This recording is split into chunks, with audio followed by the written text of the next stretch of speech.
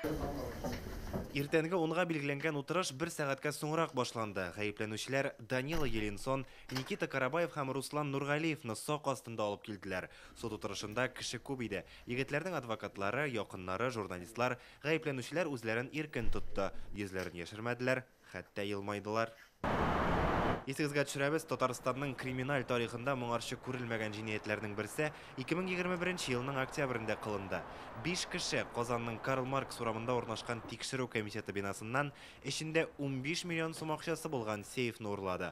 Алар арасында бу 3 әлмәт егете дә була. В прениях сторона обвинения считала. Без гаепләнүчеләрнең җинаять кылуы тулысынча дәлилләнгән дип саныйбыз. Еленсонны 5, Карабаевны 4, Нургалиевны 4 елда 6 айга ирегеннән мәхрүм итүне һәм Нургалиевны 150 мең сум штрафка тартуны сорадык. Тикшерү дәвамында Еленсон, Карабаев һәм Нургалиев үз гаепләрен танып килделәр. Әмма сейф эчендә нәрсә барлыгын һәм ул бинаның тикшерү комитеты икәнен белмәдек дип бардылар. Суд моны исәпкә алды һәм җинаять эшенең мәддәсен зур күләмдәге караклыктан алдан килешеп урлауга үзгәртте. Судья хөкем карарын бик тиз укыды. Признать Никиту Викторовича Карабаева виновным в совершении преступления, предусмотренного пунктами А, Б части 2 статьи 158 Уголовного кодекса РФ, и назначить ему наказание в виде лишения свободы сроком на 3 года с отбыванием наказания в исправительной колонии общего режима. Данила Еленсон һәм Руслан Нургалиевка да шундый ук җәза бирелде. Шулай итеп, егетләр һәрберсе 3 елга гомуми режимлы колониягә хөкем ителде.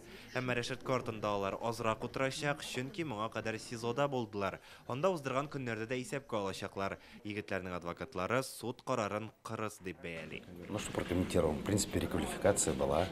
Но считаю, что наказание чрезмерно суровое.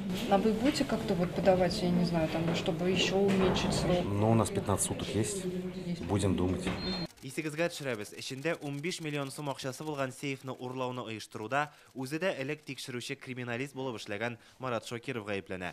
Ул тикшерү комитеты һәм прокуратура белән судка кадәрге килешү төзегән иде. Шуңа аның эше аерым карала. 5нче гаепләнүче Дживан Мхитарянны исә әле һаман таба алмыйлар. Ул халыкара эзләүдә. Урланган акчалар анда дип фаразлыйлар.